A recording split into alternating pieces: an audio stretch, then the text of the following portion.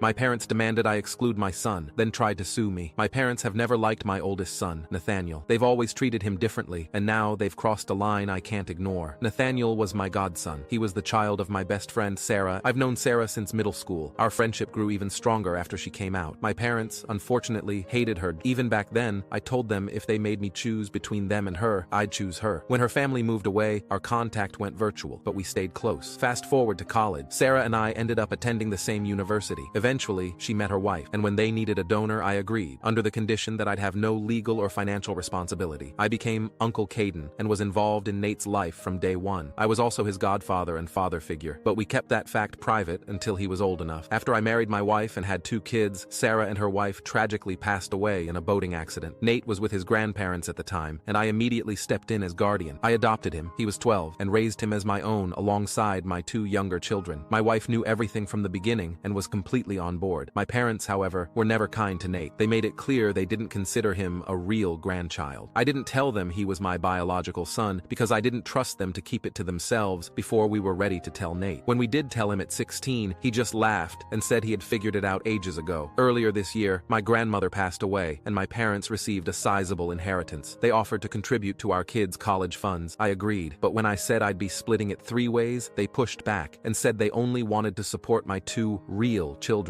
I declined. I won't exclude one of my kids because of their ignorance, but they didn't stop there. My grandparents had also set up a trust fund for their descendants. When we applied for Nate's portion, my uncle, a trustee, mentioned it to my parents, and they exploded. They accused me of keeping their grandchild from them. I reminded them they never considered him their grandchild, something I could prove with an actual letter they wrote. Now they're threatening to sue for grandparents' rights. I laughed in their faces. We've always been low contact, and now it'll stay that way. My sisters think I'm being cruel, but even they barely talk to our parents. As far as I'm concerned, my son didn't miss a thing by not having them in his life, especially when all they would have done is disrespect the memory of his amazing mothers.